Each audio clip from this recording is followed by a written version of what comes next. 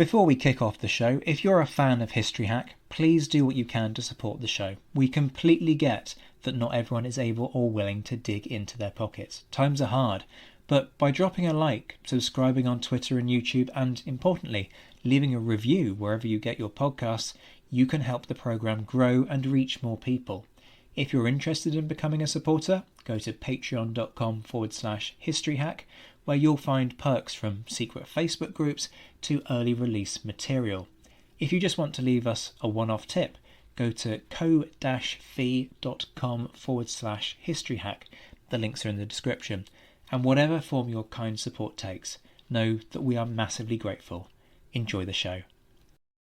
Hello and welcome to another instalment of History Hack. We have a slightly different lineup for you today. As you can hear, it's Zach here doing the standard thing on presenting duties, but I am joined by Sam Jolley. Sam is somebody who you may have heard down the pub on a few occasions. She's recently joined the History Hack Down the Pub / Nazi Titanic Tudors chat that exists. Our guest today is looking at me thinking I've gone completely mad. For those of you who aren't familiar with what this Nazi Titanic Sex Tudors chat is, it's basically those of us behind the scenes at History Hack who got together one day and decided that the best way to sell stuff was to have either the word Titanic, Nazis, sex, or Tudors in the byline, and instantly all of your history stuff will do incredibly well because it just seems to be history clickbait. So Sam is one of that wider team. She's an assistant creator at the Royal Engineers Museum over in Kent, and she's joining us today because this one is very much in her lane. Hi Sam, how are you doing?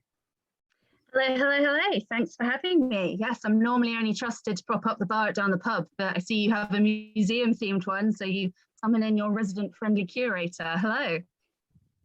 So who's our guest today? What are we looking at? Introduce everything for us. So today we have with us Jane Henderson, a professor of conservation at Cardiff University, who's the author of countless articles, papers, and reports on looking at it, pretty much everything you want to know about museum conservation. So ranging from issues of pest management to the preservation of archaeological sites. Hello, Jane, how are you? Hello, I'm all right. It's been quite a day, but quite excited to be joining you on the History Hack. Fantastic. Well, welcome to the show. Let's kick things off with the basics. For a lot of people, conservation probably means preservation or protection, such as wildlife conservation. But within a museum context, it's far more complex than that. Can you give us a sense of what conservation actually involves within the museum sector? So I guess that compared to wildlife conservation, it's no more or less complex. But in terms of the museums, we certainly have a lot to run. We have a lot of things to think about because what we're looking at within museums, historic houses, historic libraries and archives is how to get the best out of a collection, which is really a fixed resource, so that there's so much pages you can turn, there's only so much light you can put on something before it fades. And we're kind of familiar with that, where you've had a precious jumper for 20 years, you kind of know it's at its end, and if you're really organized, you might turn it into a hot water bottle and keep it cover for another few years. But what we're trying to do in museums is make those decisions not as a person or as a family, but on behalf of society. So we'll be looking at things and thinking, what's the best way that we can use this so that other people get a chance to use it too, either other people in other places or other people in the future. And certainly in the past, conservation was very much about how do we make sure that people of the future can see things from the past in order, to understand their presence. And that was certainly how we always used to characterize conservation. So in a sense, not that different from animals in the sense of, you don't want to see the depletion of a species because people would want to see them. But I think there's also something that we're increasingly realizing is that the collections have real value. They have collections of real value in terms of sustainability and sustainable living, but also the messaging about keeping things is, I think, an incredibly important political message at the moment. Does that help? It definitely does. I mean, there are so many questions that we're going to have coming off of the back of this.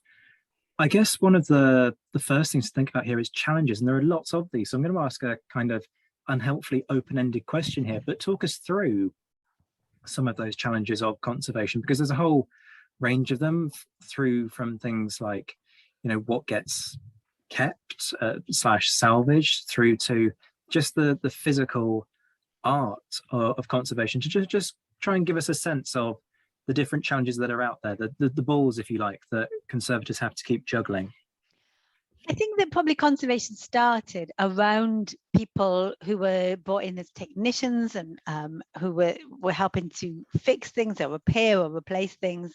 And there was quite a sort of a craft and an art around that. And you'll see that if you look at the paintings, for example, where you can see that they've been retouched, fig leaves added, things taken away, edges recut, and so forth. And the same with wall paintings. And that's been going on, I think, probably as long as art or history has existed. There have been people annotating the margins of books or rebinding them or adding their, version of it. For conservators, I guess our challenge is less been adding a bit of ourselves and more trying to carry that thing forward, or at least that's been what we've seen perhaps in more recent times. And the challenges then can be things like stopping decay. So basically we're fighting entropy, so we're never going to win that one. So we're trying to stop the inevitable, but what we can do is change the speed at which things happen. So it's a little bit difficult to think about it, but what we're going around doing is saying we're going to have this fall apart at a rate that we're trying to be in control of, or a rate that we find acceptable, so that perhaps not have it fall apart straight away in the first time that you use it. So we're doing those things, and we're also trying to investigate things. If you have found archaeology, if you pick something up on the foreshore on an excavation, it might be the information is hidden under corrosion layers, for example. So we might be removing surface layers. But it might be, if you find something on the foreshore, for example, like the mudlarkers might find a leather shoe, you have a very, very short amount of time before it will really just dry up and become unrecognizable and unusable and ununderstandable. And that can be a small leather shoe, but can also be a massive ship, like the Newport ship project. So some of these ships have been found all around the UK. So that comes a huge problem of scale, just preventing the thing from collapsing in on itself because so many of the structural elements have decayed.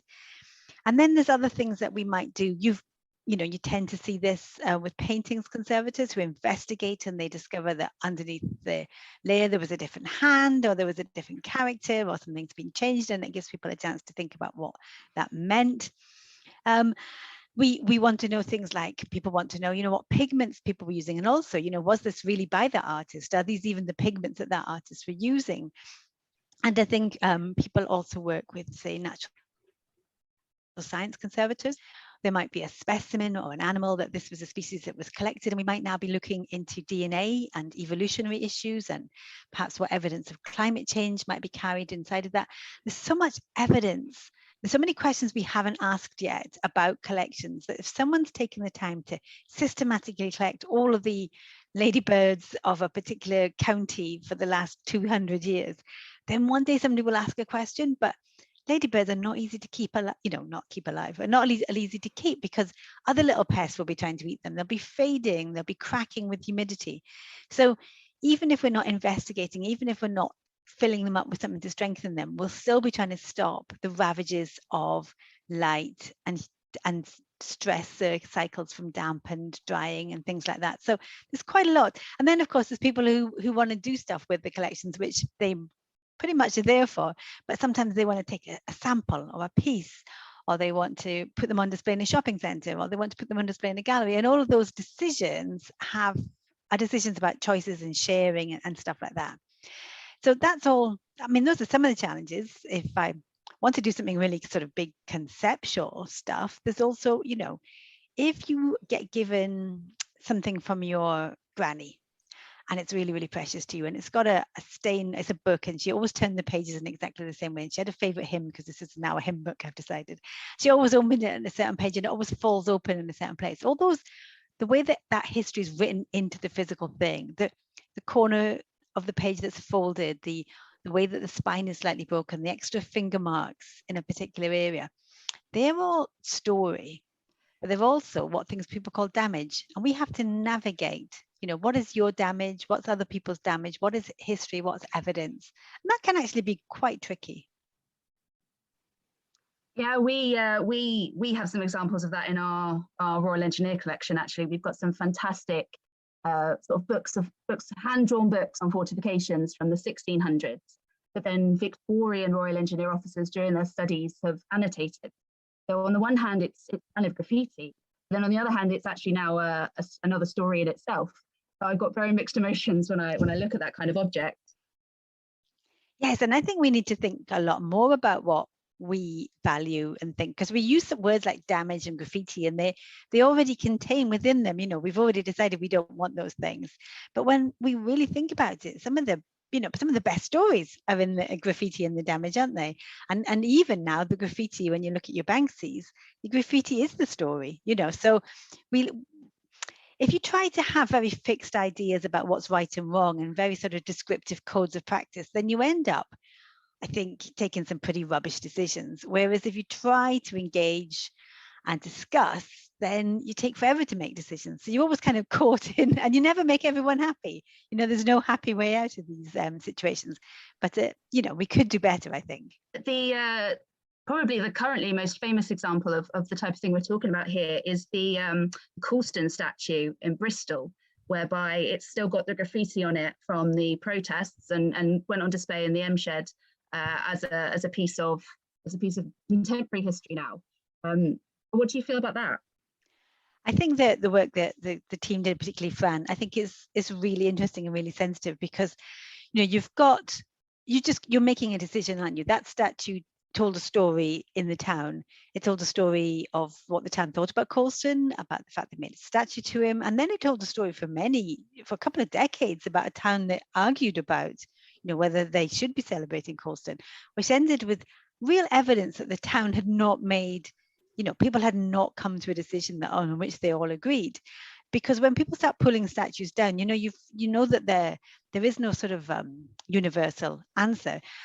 And I think the response to the statue coming down and being thrown in the river, and the sort of social into the water, and the social media response to that was such that it became very obvious that that story was as important as anything which went before. And I think it was good that the museum told that story.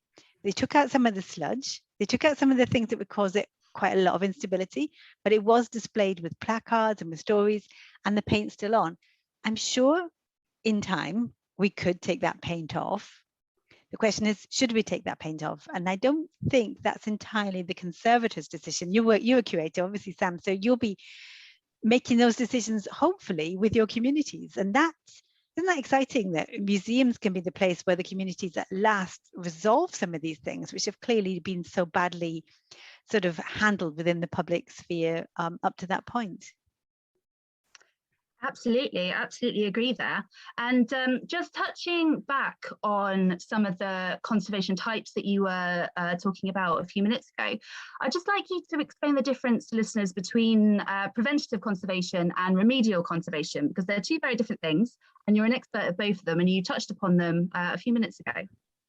Well, yes. So if you have something, I don't know why we always talk about a chair, but if you have a chair with a missing leg, then you may want to restore that leg, put a new leg back in place. If there was a piece of missing wallpaper in the house, you might want to put in a new piece. So we tend to call that restoration.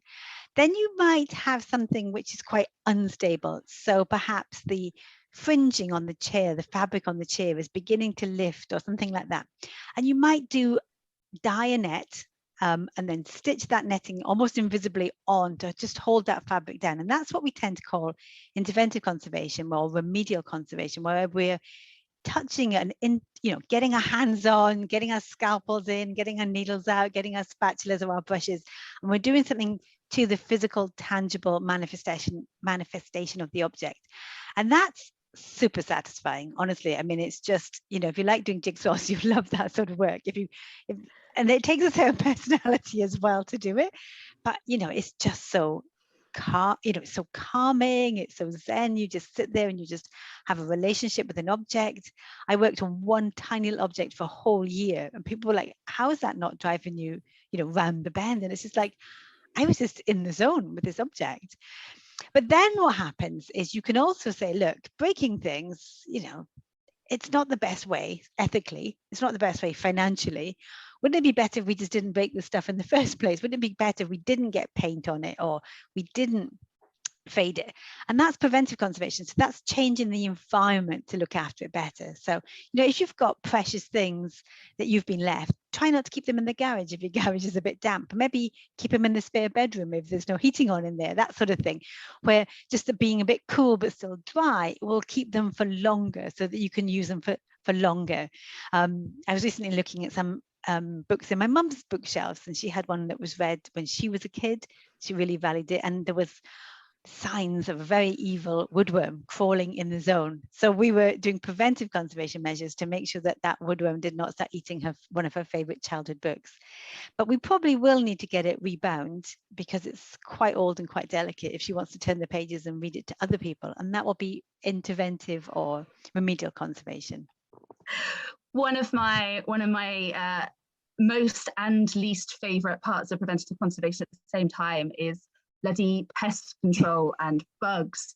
And I'm known in my house for if I see a moth, I'm just a moth serial killer. I will kill it. I will not let any moth eggs get on my clothes and go to my museum and eat my collection. I've also been known, weirdly, one of the proudest moments and also one of the saddest moments of work was when I successfully identified some spider poo on a fabric wrap, having absolutely never ever seen any spider poo before. Could you tell listeners a bit about pest management? I thought you were going to say how to identify spider poo. I'll leave that with you. At last, I've thought of a reason to hit one of the key words for today's podcast. So pest management is all about knowing about their lifestyles. So you can see where I'm going to go with this, Zach. So you have to understand the life cycle of pests in order to really, in order to deal with your enemy, you have to understand them. So you understand where they want to lay eggs, you understand what they eat, you understand where they emerge, and then you understand where they want to go and have sex.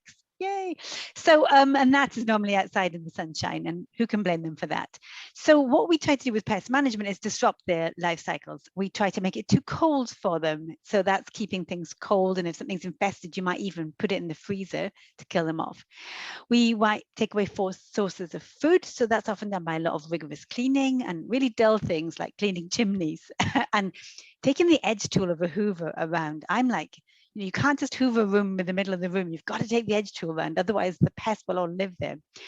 Then it's things like really simple things like checking things before you bring them into the building. So, thinking about bringing foods in, not getting waste away from the house. So real old-fashioned housekeeping. And a lot of people have really returned to very traditional housekeeping methods. And you can even use things like, herbs like putting fresh lavender out, which we kind of know from the olden days, lavender bags and cedar balls, things that act as a slight deterrent. So, you can deter them, you can cut off their food supplies, you can cut off their entrance to your building by closing the windows, putting up mesh, putting tops of your chimneys, and then you hunt them down, exactly as you said, Sam, you hunt them down. Put out little sticky traps everywhere for them to walk on, and we catch them. Once we identify where they are, we hone in and see if we can find where they're breeding. Perhaps use pesticides, really try to keep that to a minimum, because pesticides tend to be pretty bad for people, and we want to do as little of that as possible. So where we do find them, we often try to kill the insects through taking away their oxygen, or by taking away the temperature, or occasionally by raising the temperature to a temperature that kills them. And that's selectively done depending on what the thing that's infested is made of, because you would clearly not raise the temperature of something that was made of wax, for example, because then it would all melt away and you'd end up with a sludge. But if you were lowering the temperature on something, you would be able to manage it so it doesn't get damp, so you don't get mildew at the same time. So yeah, we hunt them down and we eliminate, and then we continue to look for all of their relatives, and if there's any sign of any pest infestations, we move in and try to manage and control that. And that's a lot to do with not letting museum staff eat lunch in their offices, which always ends up in a big old battle. There you have it. Museum curators are violent people towards bugs. Yeah. I think we should subtitle this episode "The Murder and Sex of Insects: Conservation," all about the murder and sex of insects. There we go. Perhaps we'll see if that boosts the analytics for this episode. I'm going to be very kind of irritating and self-indulgent here. Can I talk about mold for a second? Because mold does my head in. I live in a house that was basically built on a meadow. The foundations aren't brilliant.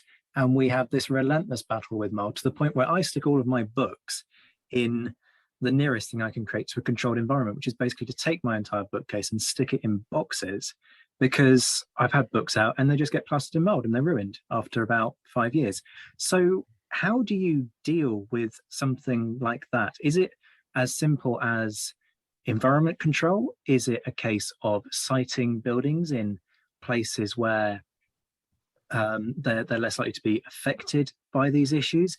Is it a case of preventing contamination, so keeping things that are already moldy to some degree away from others, or is there more to it than that? Some mold spores, that's a battle you're never going to win, Zach. They are everywhere, thousands if not millions of them everywhere. Damn it. So no amount of chemicals realistically that you're going to live with, unless you live in an ethanol bath. And there are pluses and minuses. You didn't have alcohol on the list of 4, but if you lived permanently in a bath of ethanol, you might be okay. But generally, no, you're not going to get rid of the mold. So you don't want to put your moldy book in an envelope with a bunch of other moldy books, but really that cross-contamination isn't the critical thing. What's critical with the mold is 2 things. It's the amount of moisture and how still it's able to sit. So in your house, the things that I would be looking at are, do you dry laundry in the house? If you hang laundry over the radiators, then that's a really good way of pumping moisture into the air. And then if you have single glazed windows, those windows will be really quite cold. And on the surface of those windows, water droplets will form, and then you have really, really damp conditions. And those damp conditions are what causes mold. I love psychrometric charts. And that's probably the antithesis of a hashtag or an exciting word. It's kind of the opposite. They're curly line graphs that show temperature and relative humidity, and I absolutely adore them because you can plan and work out what's going to happen. But to be fair, it really is the ultimate in nerdery to get these things out. But what you can see is that if you've got a cold spot, so if you've got an outside wall and your bookshelf is against it, which it really often is, then the back of your bookshelf is going to be one of the coldest places in the room. So even if your room is quite comfortable, if you've got an ensuite bathroom or you're drying laundry on the radiators, there's moisture in the air and it gets behind your bookshelf. The coldest place in the room is the wall, and it forms to moisture levels of very, very damp, which is 70% relative humidity or above. So humidity is like 100% is completely damp. You're in a sauna. 70% is still very, very damp, and you're going to get mold. And especially if it's left there not to move, if the air isn't moving. So things that people can do to battle mold is they can ventilate in a very targeted way. So perhaps if you've been heating your house because it's moldy, then ventilate just as you're leaving the house and give a real good fresh air blast through, because even when it's wet outside, if it's cold outside, it's normally actually drier, which is really counterintuitive. But don't do it if it's actually bucketing with rain. But you let a bit of winter air in just before you go out, and that will actually wash out a lot of the damp air that's in your house if you've been producing moisture. And make sure you've got air movement. So have you got I've got a wardrobe, and I don't know about anybody else, but I've sort of folded up clothes that I'm never really going to wear again, but I can't bear to part with, and they're shoved into the back of the wardrobe. So if there's ever any damp in my house, it's always in that, I move that bag and there it is, because I really don't need to keep them. They trap the moisture. They're right against the corner of the house, and I hardly ever move them. So it's just like the perfect storm for mold. But it's not really because they're next to something else moldy. It's mostly because it's a bit cooler, it's the dampest, and there's no air movement. It's a bit kind of a dull answer, isn't it, Zach? But it's the truth. I think that's the first time in one of these interviews that I've actually taken notes on one of our guest responses. I won't let our listeners in on how many of those faux pas I'm making. We will move swiftly on, partly because I'm making most of them. One of the really interesting challenges, for me at least, when it comes to conservation, is that decision on what is a priority for conservation and what happens when something is in too poor a condition to be salvaged. Can you talk us through that process of sort of what stays and what goes? Yeah, I mean, in a lot of times in museums, and I imagine Sam will say this too, most of conservation, interventive or remedial conservation, is done for exhibitions, so that you've got an exhibition planned and you want things to look not neglected. So that is a big driver. So if you've got, if you've got a big blockbuster coming up, or there's always the thematic thing, isn't there? We'll have another round of Olympics type exhibitions. shortly, and people will get things out that cover various anniversaries. So those things drive the conservation priorities a lot. Then if you've got a conservation team or a conservator, they'll be trying to drive priorities in other ways as well, normally by doing surveys and saying, right, we've looked at all the collections, or we've looked at a sample of a collection. So you normally can't look at everything because most museums have tens, hundreds, or even millions of museums, tens of thousands, hundreds of thousands, or even millions of objects. So you can't really look at everything, but you can look at them by group.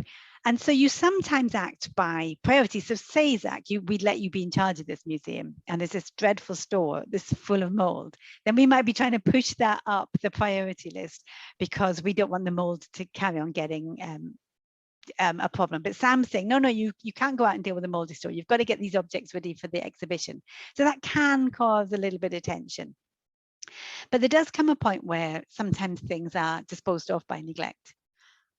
Museums, especially ones that are accredited, which is the sort of a standards badge in the UK, and it's a pretty good standard, but accredited museums aren't allowed to just get rid of things willy-nilly from museums.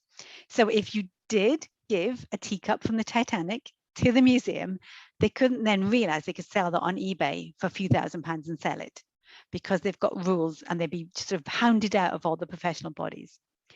And a few museums have tried to sell things, but by and large, the consequences are pretty big. So you can give your Titanic teacup to the museum, be pretty confident that the museum won't sell it. But if you've given the museum 28 church pews, all of which are identical and all of which are in appalling condition, then the museum might struggle to look after them, and they should never really have accepted them. They will try to persuade other people to take them off their hands, and there's a very formal process for doing that. But sometimes things do get so in poor condition that although almost everything can be conserved, but the question is, do you want to conserve it? It's going to cost you tens, if not hundreds of thousands of pounds, and it'll all be fake when we finish all. We'll have to repaint all of this, or it'll still look so bad that no one's going to want to display it. And at that point, you can dispose of things through ethical channels because of their poor condition. But actually, we don't really grasp that nettle nearly strong enough. I've sort of had an open discussion about, do objects die? And if so, who decides when they're dead? And there's always the possibility that something could be revived. You could do something with it. And what tends to precipitate decisions to get rid of things are either there's nothing but a bunch of maggots there, or just a bunch of salts corroding away, or the objects are really, really large, and therefore it's really worth doing the paperwork to get rid of them. And then people sometimes do. But there's an even more interesting perspective that objects die when they go into a museum. So just the very process of accessioning them kills them, ends their life. I wish that wasn't the case. I'd like it not to be the case. I think that being in a museum is part of their life. But you do see this again around the Colston statue thing, or statues that people don't agree with. Get them out of the public sphere and put them in the museum like it's some kind of great human cryogenic freezer where we fail to deal with things that we failed to deal with up to now. I think museums should be places where we actively deal with things, and they shouldn't be places that things go to die. But there is a very reasonable argument that in the past museums have been well-managed burial grounds for objects. I have exactly this dilemma when it comes to musical instruments in museums, because in one sense the spirit of a musical instrument is the tone and the sound that it makes and all the rest of it. But the flip side to that is that if you play a musical instrument relentlessly, eventually you're going to have to replace the strings or the workings that make that sound, and it ceases to be the original article. What are your thoughts on those kinds of things, and where that boundary may or may not lie? I just don't think that boundary is there. Whether you're, grandfather's spade or, Theseus's ship, most things have been a little bit replaced, haven't they? And this comes up. I'm in Wales, so if you've got a coal mining museum, then in order to comply with the safety standards, you've got to keep replacing parts. If you've got a working train museum, you've got to keep the parts. If you've got a musical instrument collection, the same. If you're a contemporary art installation, some of these installations require movement, require experiential in terms of being audiovisual and things like that, and they have to be remade in slightly different spaces. So I think there's a whole lot of these challenging questions, and we sort of pretend that there's right and wrong answers when there clearly isn't. And it comes down to, I sort of mentioned damage. What is damage? What does it mean for something to be damaged? And different people will have different views. I'm guessing, Zach, that you think a musical instrument you never hear is damaged. I can think there's a pretty strong argument for that. But then you might say a musical instrument when all the parts are replaced is damaged. And somewhere in between, you have to have conversations about, why do we have this thing? What are we keeping it for? Who's it for? What are we doing with it? And the answer was, sometimes we'll be saying, we should be playing this, or we'll play this once and we'll record it, or different things. So there's an organ in the National Museum of Wales, the Winstay organ, that when the museum was open, when we went during COVID all the time, that was played. There was an organ recital, I think monthly, or might have been weekly, but that seems entirely appropriate to me, that it's an organ. You should hear, that's part of its value, that's part of its meaning. But it does then get into, should we be able to try on the clothes? Which I think a little bit. You've written very recently about disruptive conservation and taken issue with the use of neutral colour rather than matched colour. This is due to infilling. What's the issue you have with this, and what impact does it have when we perceive these objects? Yes, so when you go to a museum, I see, and possibly Sam, you've got a museum eye as well, and you'll see, and you'll know whether something's been conserved or not. But I don't think most people can. And in many respects, that's been what we've been trying to do with conservation. We want to fix it, but not so you'd notice, so you can really just look at the object. So what we've tended to do, if we've needed to put a fill in something, we've tended to match it in a very kind of beigey, low visual impact kind of a way. There's a kind of a law in conservation about the 6 foot 6 inches rule, that you should be able to see it from 6 inches away, but not from 6 foot. And if you've done color matching and you're quite good at it, you sit there painting and painting and you think, oh, this is terribly visible. And of course, nobody else can see it because you've been looking at it for the last 3 months.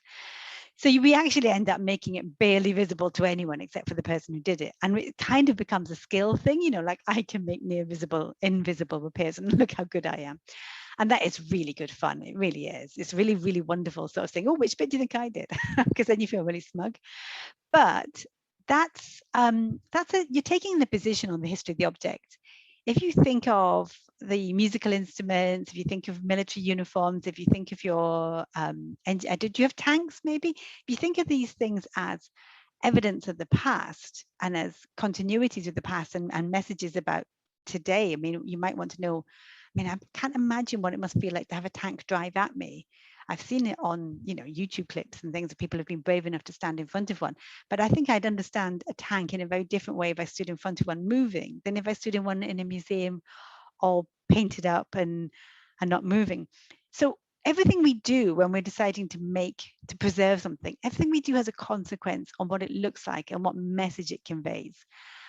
And what we were saying with disruptive conservation was, why is what we do in conservation meant to be invisible? And it probably ties to the idea that that once it's arrived in the museum, that's the end of the story. That's the story ending. And we were saying, well, no, the story hasn't ended. And if we're part of the story, why are we making our part of the story invisible? Why aren't we making a claim?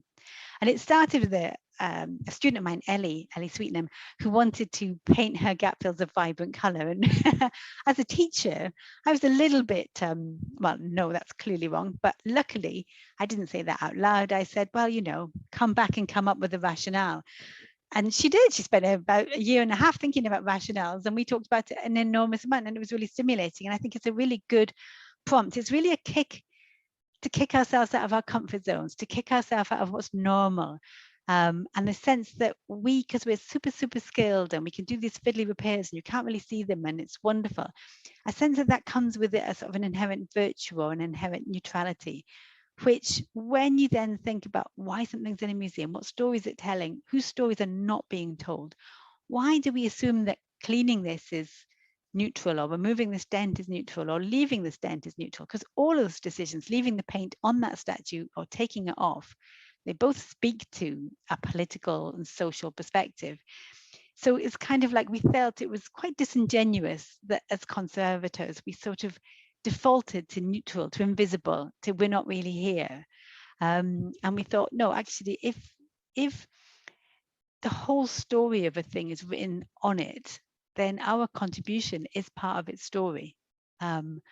That might be a good part and it might be a bad part, but let's be more honest about that and let's acknowledge it. And in Ellie's case, she just wanted to paint a lot of things bright pink as well. I wholeheartedly agree with a lot of what you say there, because from a military museum perspective, a lot of the collection that I manage has damage.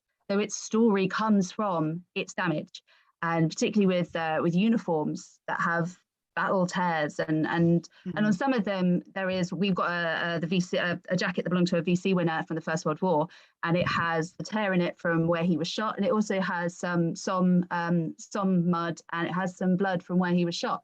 So it is the damage on it and what could be potential conservation issues that are then the important story behind it. And I think where it's a VC winner who was shot in the jacket, we're all pretty on it. But I'm sure you've also seen people re-ribboning medals in your career. And that's a process where medals come in. And because we know the standard ribbon that each medal should have, there's a big box of ribbon somewhere on the shelf. And people pull off the old one and put a new one on. And that then will take away evidence of how perhaps ribbons have been sewn on or cleaned, or how horrible cleaning products had got all over the ribbons and stained them, or how someone had worn them so much that they dropped loads of dinner on them. And that's a story too. Now, it's not a story you always want to tell. You don't always want to see someone's dinner on ribbons, but the ribbons that have been kept in a box are different from the ribbons that have been worn. You know, worn on to events, to dinners, to marches. They are different from the ribbons of someone who died, say, and whose family kept them in a box. And I think we don't ask those questions enough. I think we get into habits, and that we assume that what we're doing is good, it's for the good of society, it's for the good of the objects, it's for the future. And then we start making decisions that are actually more political than we want to admit.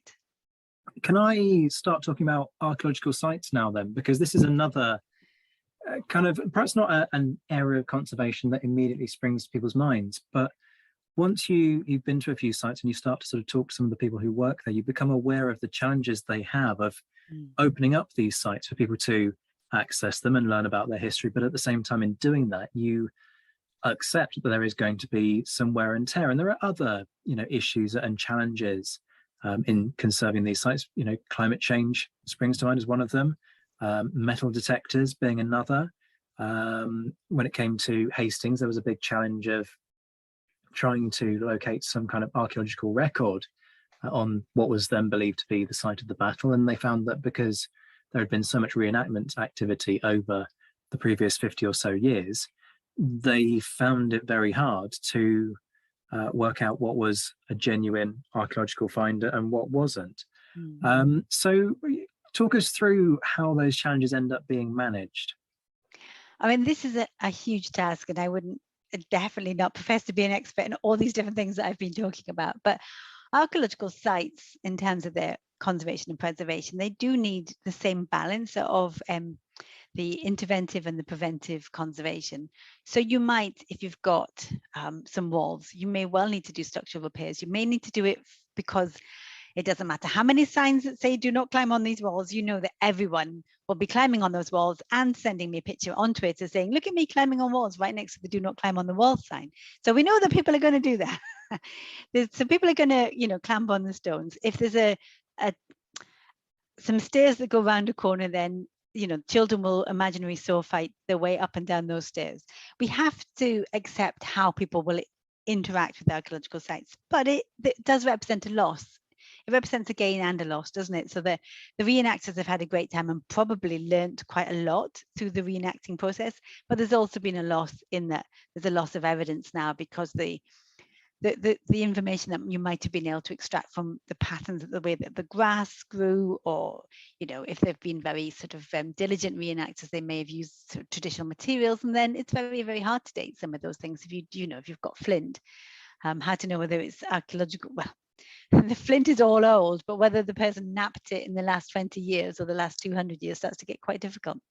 So we can manage our sites in terms of how people even approach them, and how you even walk around a site. You'll start to see human tracks and walkways start to be created, and those will start to carve into the landscape. And do you want people to walk around a space the same way it was walked around, in which case they follow the same paths, or do you feel that they're now treading on the key bit of evidence and make them walk in different ways? So if you visit Stonehenge, you are absolutely managed on your walk. But if you go over to some of the other standing stones, they're limiting where people can stand in order to sort of protect some of the evidence in the environment around it. So we do get involved in decisions about intervention. We do get involved in decisions about site management, but you've also got issues around retention, what stays on site and what gets taken away, which is really, really difficult. And I have an inherent I don't love it that we take things from archaeological places to museums so that they're safe, because we've preserved the physical thing, but we might have deconstructed it from its landscape. So, things like standing stones. I did a lot of work with somebody called Will Tregaskis, who was really interested in this. And, standing stone in the landscape, it has a real meaning for that space and the people who put it there. And yes, it will wear away slowly outside, and it won't wear away as much in the museum, but you've also lost something by disconnecting it from its view if you bring it inside. So there's real dilemmas about that sort of thing. We are going to take all the small finds to museum, but again, they can become quite separated then from the site. So you've got all that, and then you've got sort of wider things, what's going on in the area. So some of the big caves with the rock art, for example, they can be affected by the water table. So you can be affected by if someone was to do a dam or to drain water, then that will change the water table. It'll change the composition of the soil, and then there might be fertilizer applied or fertilizer not applied or pesticides, and they will percolate through the soil and can come up as salts, for example, inside of the structures. And so this, and then obviously you have climate change, which structures which used to survive can't necessarily cope with sudden rainfall events. You mentioned a soggy ground earlier when we were talking about mold, but similarly, if water doesn't drain away quickly and things are standing in water, then they can really be very, very vulnerable. So it's all balancing act stuff. It's all balancing act that you either do through your enormous ego and the surety that you're right and your current generation knows everything, or it's a balancing act that's done with consultation and documentation, so that you say, let's talk about what makes the site important. Let's have that conversation with the community. Let's record what we do and what we've seen and what we've found, and let's try to be as accountable as possible to what we've done. And let's try to engage people with the site, because if a species of animal is in an area where people haven't got enough money to eat and they can sell that species of animal for money, then it's vulnerable. And if an archaeological site is in an area where people don't like it, or indeed resent people coming to visit that archaeological site, or they simply want the stone to use as a building project, and you have to buy stone elsewhere, but they can knock it over by mistake, then that archaeological site is vulnerable. So there's different steps, but fundamentally that process of understanding, why do we care about it? What do we know about it? Who should we be talking about what we're doing, and how do we share those decisions with as many people as possible? Those things can underpin successful site management, which will then need the technical side of knowing what kind of mortar to use, knowing how to manage paths, knowing about railings and signs and interaction and all those other things. That was a long answer, wasn't it? I am probably going to regret asking you this next question. So we've tonight heard about Zach's conservation disaster with his books. Do you have any conservation horror stories that you've come across? Are they all able and willing to share with us? Things that I really hate when you go, gap fills are one of the ones. When you go to a museum and you see some pot with some kind of salmon gap, it's normally salmon, I don't know why, but they're absolutely hideous shape or an absolutely hideous color. They really annoy me. But I think in terms of like conservation horror stories, I'll tell you one that I did.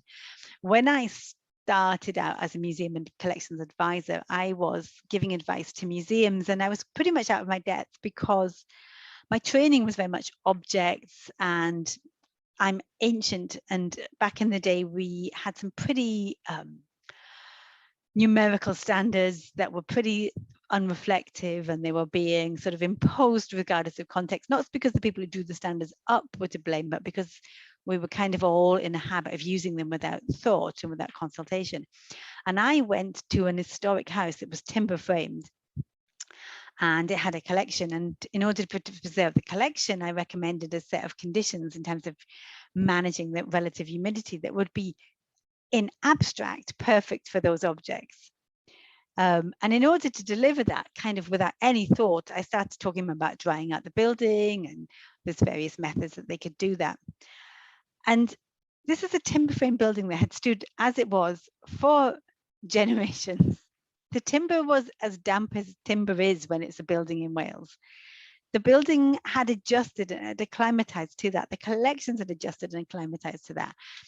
And I told a wiser, older colleague what I'd said in a pub, and he just laughed and laughed at me. And he said, you know, if they take your advice, this building will literally fall apart. So I had to rush back to work and rephrase my, letter and explain that perhaps I withdrew some of my previous advice. But luckily, I was so stupid and so naive that they didn't even have enough electricity on site. So they looked at my report and completely ignored it because they could never have even plugged in all the equipment I was suggesting they buy. And that was a really good lesson in how little I knew and how to be careful about giving too much advice and, not understanding the situation. And I'm just so glad that I was so wrong that they didn't even have enough electricity, that they didn't give me my report the time of day, because then at least I didn't have to live with the consequences of all the dreadful things I told them to do. So that really is a deep-seated horror for me, because I can still remember being in that pub, and the person who was laughing at me was Bob Child, who was a bit of a conservation legend and very much a pub kind of a guy. And he's just, you said I was there to swear, but he was taking the piss out of me all night for that, I can tell you.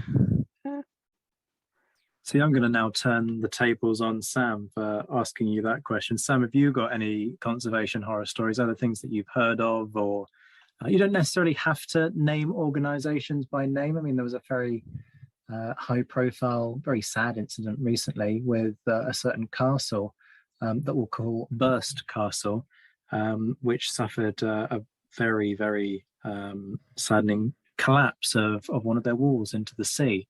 Have you got any stories you want to share? So I'm probably going to get myself a reputation tonight for some kind of pest control woman, because earlier I was talking about spider poo and killing all moths that I see, but my conservation disaster story is I was working at a very, very large museum that has multiple sites, and on one of the sites there is a big building with tanks in it and some flowing water. And one day a visitor had said to one of the visitor services people, "Oh, I really, really, really liked your tank exhibition. It felt so realistic. I mean, even the dead rat." And we were like, "Oh God, oh God." So we ran in there and just scooped up this dead rat. Here.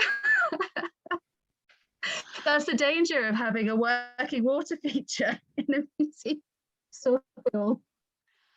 You reminded me, when I was earlier in my career, I was line manager to a taxidermist conservator, and his freezer broke down, and he was very much a believer in collecting all dead animals just in case he needed them. So he had a freezer, his life's work of dead animals, and I was sent to make him get rid of it. That was an absolute all-time low of an experience. The smell, oh my goodness me. Not just one dead rat, Sam, a whole freezer. Oh gosh. And the big one in the press that I remember, your heart must have broken as a conservator when the news came out of that. Do you remember that Spanish Jesus painting that had been redone by a local woman? Isn't that so interesting? Because it is awful, but B, it's created like a huge economy around this church, because she cared for this object. She made a right hash of it, if we're honest. But what's become really interesting is it's become a far greater tourist attraction. So everything else in that church is now doing better than ever before, because resources flowing, they're marketing the monkey Jesus, people call it. And so isn't that interesting how it's a legend now, and how it's become a tourist thing in itself? And it's that whole thing about stories, and stories ending and stories going forward, and what mark you make. At first it seems laughable, and there was a Spanish castle that was also quite sharp intake of breath in what they chose to do. But then at the end of the day, you've also got to catch yourself from saying, am I just applying my values here? Why are my values better than her values? Now, the lady who did the restoration, because in some respect, the lady who did the restoration has brought more safety to that church than anyone had done before her. Whilst at the same time, I can't say that I advocate for that level of restoration. I'm not really defending it, but do you know what I mean? It's always more complicated than it first seems. The monkey Jesus, that absolutely needs to be part of the tagline. I think we're going to have to change this now to Insect Sex and the Monkey Jesus, a story of conservation. That sounds fine. I've managed to mention the Titanic, but I'm getting nowhere with the Tudors and the Nazis. We'll manage it yet. Sadly, we're going to have to start wrapping this up because we are rapidly running out of time. So I want to turn to the future now. What does the future hold for conservation? Are there any developments that you look at and are quite excited in terms of their potential? Are there any new practices on the horizon that you're sort of thinking, actually, this could be the future? Talk us through where we go from here. On the technical side, there's always an interest in sort of new advances. So laser cleaning was a big thing and it's coming into becoming quite normal. So the use of pulsating laser lights has really sort of normalized recently, and that's quite an exciting technique to watch because it sort of fires off darker layers with sort of no physical interaction. So that's really quite flexible, although you've got to be careful with the safety. And people will be using nanomaterials and things like that to, for consolidants and using interesting ways of getting things into things. I'm very interested in lighting because I'm more of a preventive conservator than anything else. And I think I love it when, something's faded and you can't really get the right sense of it, like a tapestry. I'm really interested in the use of light as a sort of restoration technique so that you project onto things sort of to correct them visually, because I think that perceptions are such hard things to correct, and I think we could do some really interesting things, and that way things could appear to be quite well illuminated, and we're actually doing less damage because we've been really selective through the bandwidth. It's all to do with something called spectral power distribution, and we can get quite into it.